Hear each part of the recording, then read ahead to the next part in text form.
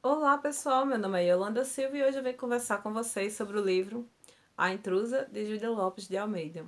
De antemão, eu gostaria de dizer que essa edição é da editora Pedra Azul, uma edição belíssima, em que essa capa aqui é uma cena que tem no livro, né? Uma das primeiras cenas do livro, e ela é muito emblemática. Aqui nós temos Argemiro, o personagem principal da narrativa, e aqui nós temos Alice Galba. Eu vou falar um pouco da história para vocês e aí eu vou pedir para vocês pararem caso, né, tenha uma questão de spoiler, vocês não queiram receber.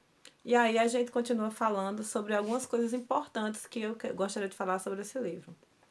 O livro foi publicado em formato de folhetim, né, que era tipo parte dos textos publicados em jornais, em 1905 e foi publicado oficialmente como romance em 1908, né? Ou seja, final do século XIX, início do século XX.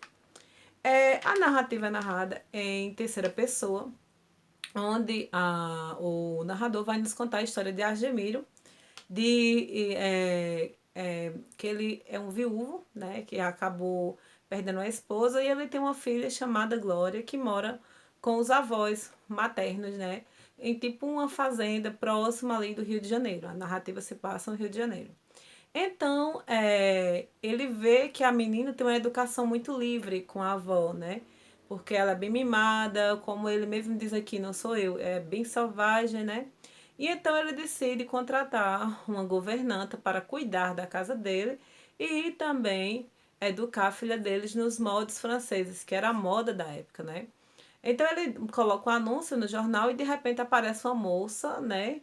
Com um vestido simples, botas desgastadas, sabe aquelas botinhas vitorianas desgastadas, com um negócio, né? Um tipo, sei lá, um valete no rosto, cobrindo o rosto. E ele conversa com ela e diz: Olha, eu quero uma pessoa que seja educada, que seja limpa, que seja asseada, que seja. Ou seja, né, dona do lar, bem, aquela mulher bem de casa do lar, para educar a minha filha. Aí ela aceita, ele até fica assim: Nossa, você vai aceitar esse emprego nessas condições? E outra coisa que ele colocou: Nunca você deve aparecer quando eu estiver aqui, eu não quero lhe ver. A moça não sabe, né? Ela não sabe o porquê dessa condição. Mas na página que é 40 da edição da Pedra Azul, tem uma citação que é muito emblemática. Ele diz assim: ó, Pobre ciumenta, quantas torturas inventara para o seu martírio? Que imaginação há dela para criar fantasmas de amores? Ou seja, era uma mulher extremamente ciumenta e à beira da morte faz o marido prometer que ele nunca casaria com ninguém, né? A sogra dele, né, viu essa promessa que ele fez a moça, né, fez a mulher e vai ser uma das pessoas que vai ajudar nessa intriga da história, né? Então a intriga da história é justamente isso, é Argemiro, né, um viúvo que vive sozinho, precisa de uma pessoa para cuidar da filha, para educar, ajudá-lo a educar a filha. E também para cuidar da casa, né? Mas ele não pode se apegar a ela porque prometeu à mulher que nunca casaria-se de novo. Então, para evitar de cair na tentação, nem o rosto da mulher queria ver. Gente, é bizarro, mas assim, tipo, Alice Galba é o nome dessa menina que foi contratada para governanta. Ela nem, quando ele chegava perto, ela saia correndo. Tem até uma cena interessante, né? Lá pra frente, que ele chega, né, Argemeiro, numa sala, ela tem que deixar ali um livro correndo, e sai correndo, e quando ele abre o livro, vê que ela lê em inglês, né? Que ela não é uma mulher qualquer, ela é uma mulher que é de uma família burguesa que perdeu os bens, né? De uma família burguesa decadente, mas nem por isso deixou de ter uma boa educação, né? Uma boa educação que eu digo é acesso a adquirir uma língua estrangeira. Aqui, outra coisa que eu gostaria de falar também, né? O problema da narrativa, né? O problema se constitui mais à frente que há vários momentos na narrativa em que ele se sente abraçado por Alice Galba, né? Protegido. Mas aí a própria sogra já fica com ciúme, né? Porque Alice Galba acaba conquistando a neta, o genro, todo mundo. E ela começa a ser mais um empecilho para lembrar que aquele cara fez uma promessa de nunca casar com ninguém, honrar a morte da filha, assim, honrar o casamento até a morte, né? Aí é aquela coisa, se a gente vê que o problema de Argemiro é o quê? é não poder casar, não poder se apaixonar, porque fizeram uma promessa. Por outro lado, Alice, a gente, na verdade, o mistério de Alice Galba é só desvendado praticamente nas últimas páginas do livro. Você vai passar o livro todinho pensando quem é essa mulher. É tanto, gente, que na narrativa ela mal assim tem cenas com ela, entendeu? Você sente essa distância dela. Mas ela é tão assim competente nas suas no seu trabalho com o lar. Gente, no momento em que eles vão jantar, ela faz as ranchos de flores magníficos. Então, por mais que a Alice não esteja presente nas cenas, tipo no diálogo e tudo mais, ela sempre está presente enquanto, tipo, é interessante que ele sempre fala, ela é uma alma que me abraça, né? Uma mão, tipo isso, eu vou ver se eu acho essa citação, né? Então, os problemas de Alice é ser tratada como indigente ali, né? Uma pessoa que trabalha, mas não pode nem aparecer. E para acabar assim de lascar, vamos dizer assim, tem um escravo chamado Feliciano, ex-escravo, né? Que ele é tratado de forma bem digna, assim. Ele tem um ciúme terrível dela, né? Porque ela chega ali, né? E, inclusive tem uma citação assim que ele fala sobre essa questão que eu acho muito assim muito forte, sabe? Eu acho que eu não marquei aqui, porque eu tava lendo esse livro metade em PDF, metade em livro físico, né? Mas eu vou ler aqui, ó. Olha essa relação de Feliciano, né? Que ele era o tipo, não era um governante, se existisse isso. Não, tem outro nome, né, gente? Eu esqueci agora.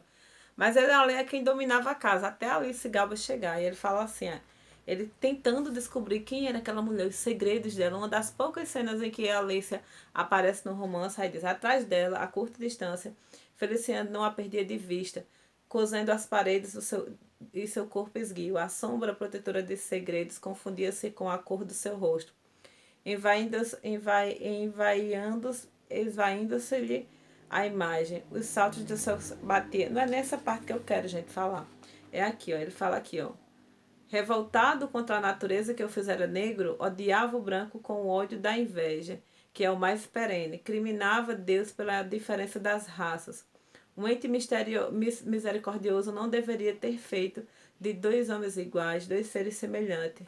Aí ainda mais na frente ele fala, branca era a mulher branca que ele preferia, desprezando com ascos as da sua raça. Ou seja, a Feliciana atribuía o fato do patrão, né, ter assim mudado um pouco com ele pela questão de que ela era branca, mas não é.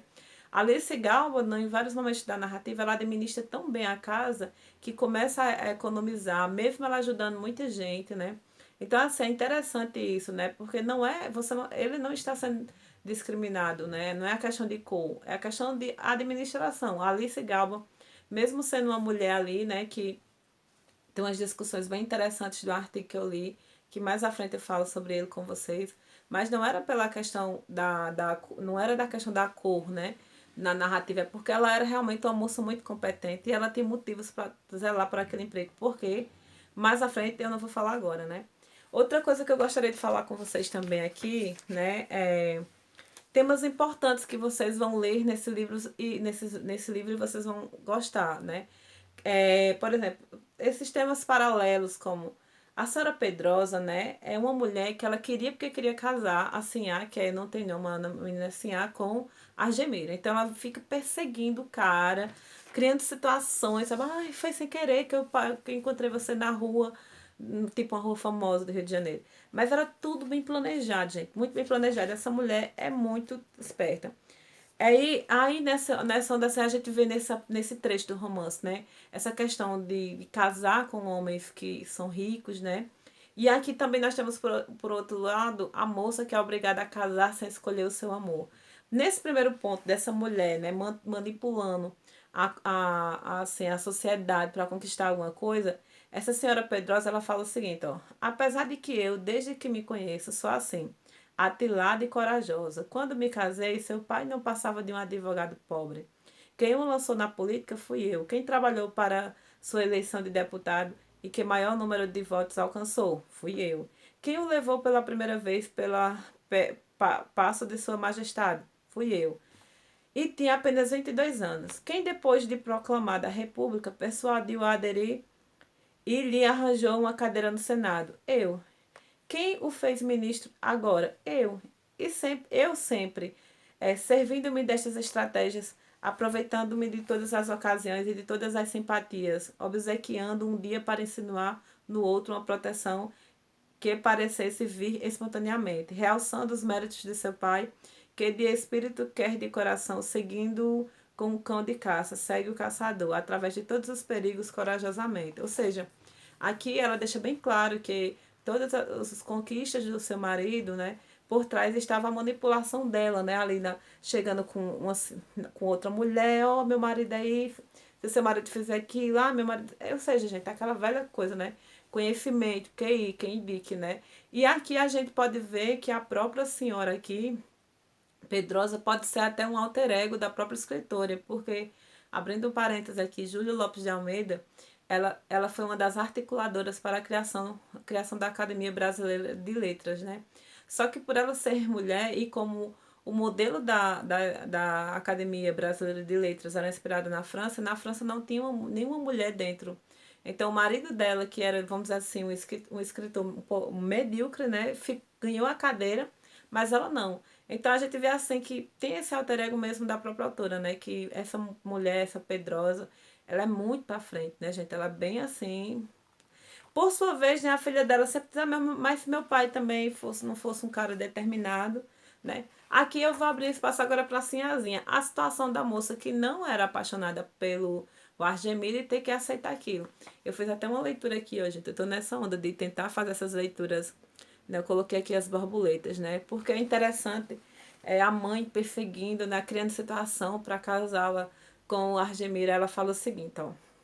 Duas grandes borboletas de azul dourado intensíssimo perseguiam-se indo e vindo, ora ao pé, ora longe da moça, que as acompanhava com o olhar deslumbrado. Para onde ia uma, partia logo a outra, para voltarem juntas. Pousaram-se no mesmo galho, beijaram a mesma flor, desculpa, gente, amam-se e o amor deve ser aquilo, o não poder estar uma sem a outra, na ânsia do beijo definitivo, do laço que as prende até a morte. Felizes as borboletas que procuram sozinhas os seus casais, ou seja, o narrador expressa ali um momento das borboletas e mostra ali como se sentia a filha da senhora Pedrosa, né? Essa não ter liberdade nem de escolher o próprio esposo, o próprio marido. Gente, é horrível você cronometrar tempo, né?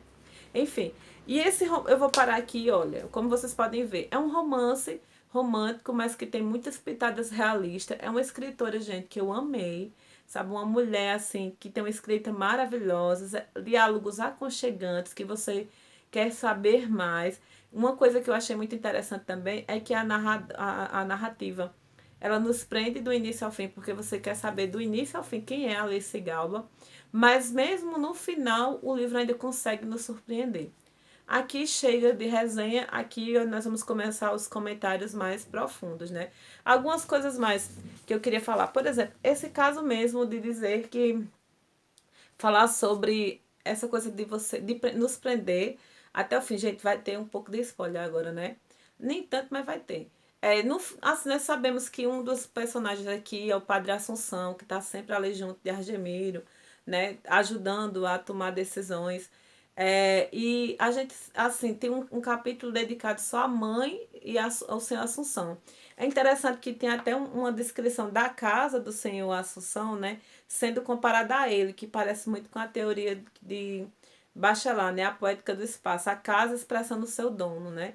E aí, nesse assim, a gente fica intrigado, porque o Assunção, ele tem um determinado comportamento, e de repente ele mudou. E a gente vai descobrir essa mudança na última fala do diálogo entre o padre Assunção e a baronesa, né? Que é a mãe da falecida. Gente, eu digo, nossa, essa mulher escreve muito bem, gente. Júlia Lopes de Almeida é muito injustiçada na nossa literatura, né? E ela é, assim, grandiosa, amei demais. Agora eu quero falar com vocês sobre uma coisa interessante. Eu gravei um vídeo recentemente sobre a sucessora, né? Sai pra lá, tem um bicho aqui voando. Eu falei recentemente sobre a sucessora pra vocês. E aí, que é esse livro aqui, né? Carolina Nabuco. E há toda uma polêmica, dizem, né, que que a escritora Daphne du Maurier, mereço isso, ela plagiou, né, esse livro aqui. Só que antes desse livro aqui, gente, veio esse aqui e eu, assim, eu pensei que era o contrário, né? E esse aqui, como eu disse a vocês, tem o quê? A intriga, né? É um viúvo que tem uma mulher que vai assumir, vamos dizer assim, o lugar da falecida e tem sempre um problema. No caso aqui, né, é a promessa que Argemeiro fez para a sua esposa, que eu não falei, mas é Glória, né? E aqui, no caso, é a própria sociedade que vive comparando, né, a primeira personagem, a Marina aqui, né, Marina, fica comparando Marina com a antiga, acho que esqueci agora o nome da defunta, né. Mas só que antes desse aqui, tem esse aqui, né, que é a Encarnação, né, onde a Malha, ela se apaixona pelo o cara lá que eu esqueci o nome agora. E tem essa resenha também no meu canal, né. E eu vou até dar uma olhadinha aqui, né. A Malha, ela se apaixona. Como é o nome dele, Senhor? Meu Deus, eu esqueci completamente. Anotei tudo. Meu pai. Como é o nome dele? Eu esqueci aqui. Mas enfim, aqui, né, no romance de José de Alencar, a Amália, ela vai lutar contra a Julieta, né? Que o marido é apaixonado por a mulher que morreu. E ele realmente é apaixonado mesmo. Ele é arriado os quatro pneus e o estepe por aquela mulher que faleceu, né, no momento do aborto. Julieta faleceu e ele fica preso. Então, as três personagens aqui, elas vão enfrentar as coisas de formas diferentes, né?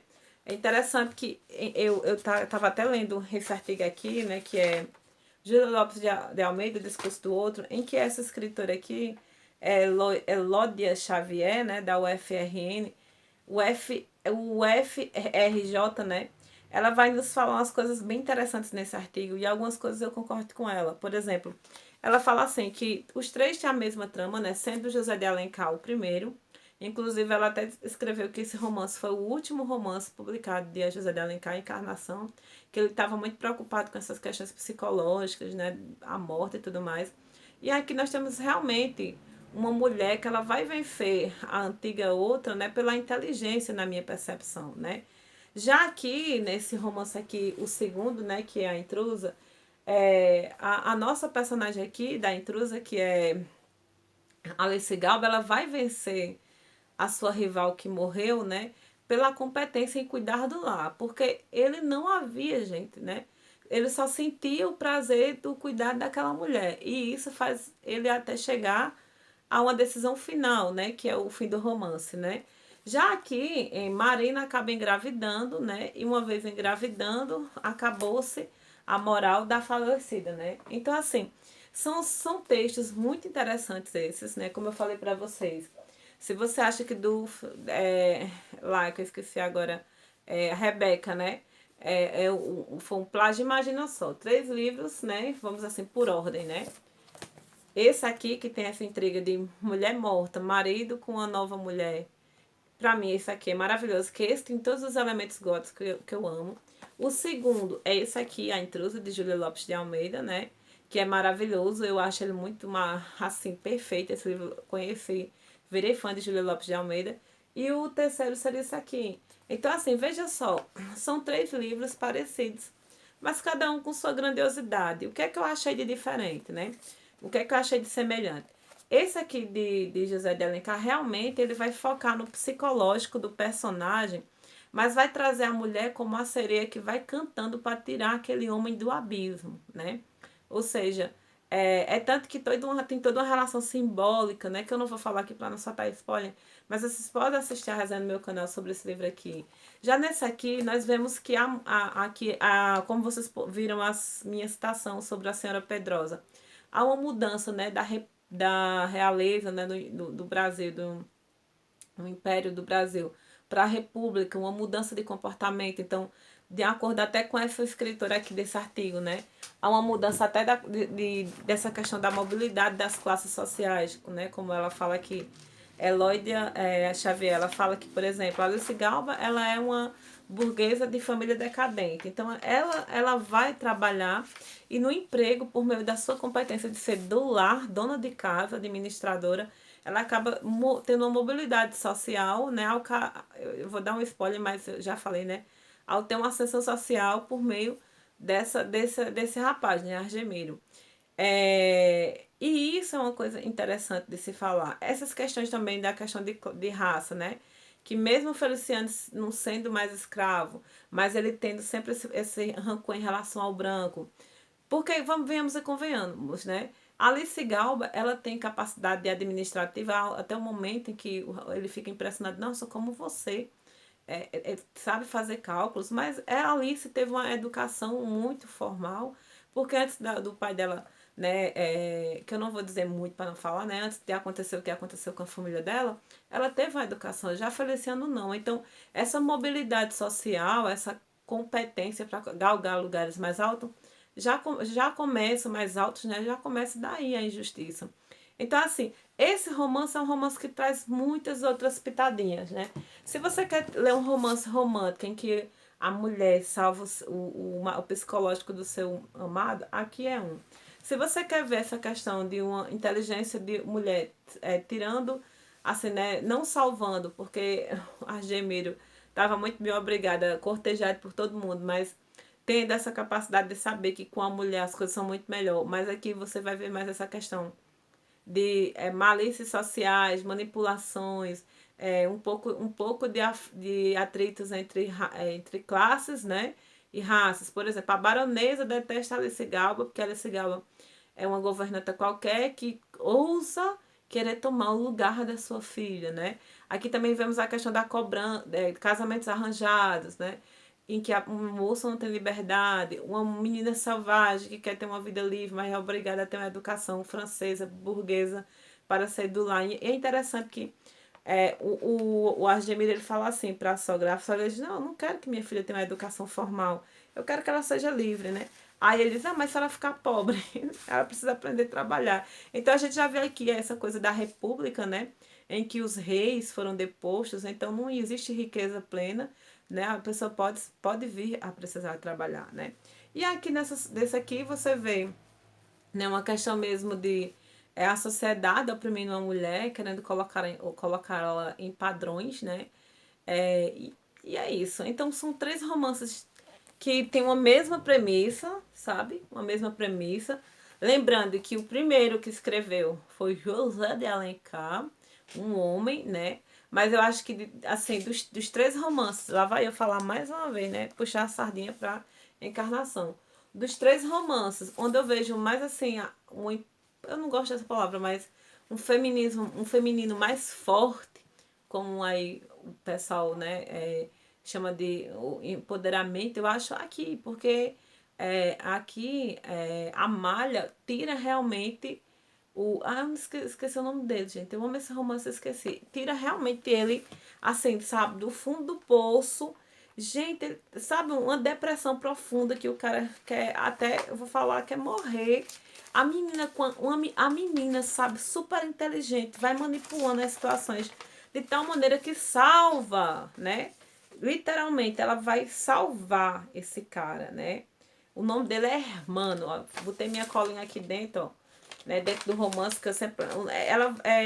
A Malha vai de forma sutil, cada movimento friamente calculado, ela vai salvar, né, já esqueci o nome do homem de novo. Meu Deus, é Hermano, né? E mas aí você pode dizer assim, nossa, mas José de Alencar era homem, talvez tenha projetado a própria mente masculina dele na personagem feminina, tá, mas aqui eu vejo.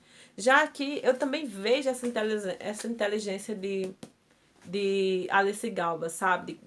Mesmo ela não podendo usar sua beleza física para ninguém sabe nem se a mulher é bonita do início ao fim do livro, né? Mesmo ela não podendo usar sua beleza física, ela usa os seus cuidados, o seu aconchego, né? Aquela coisa da mulher, a taça onde você descansa, né? Aqui a Marina, ela é jovem, casa, ela conquista o cara pela beleza e às vezes ela é um pouco assim. Eu vou ser muito honesta. Pra mim, desses três aqui, primeiro lugar, José de Alencar, segundo, a intrusa, terceiro, Carolina Nabuco. Mas nada contra Carolina Nabuco, mas é uma questão mesmo de apreciação literária. Então, gente, é isso. O artigo que eu li, pra vocês terem uma ideia, Tem muitas informações bacanas aqui nesse artigo que eu tirei. O nome da é Júlia Lopes de Almeida, o discurso do outro, Eloída Xavier, da Universidade Federal do Rio de Janeiro, né? Ela tem várias tiradas maravilhosas aqui, né? Ela tem esse artigo dela, é até um artigo que tem uma, como é que fala? Uma crítica literária marxista, né? Ela vai usar como aporte teórico para a análise dela Simone de Beauvoir e outras escritoras, né? Outras escritoras feministas.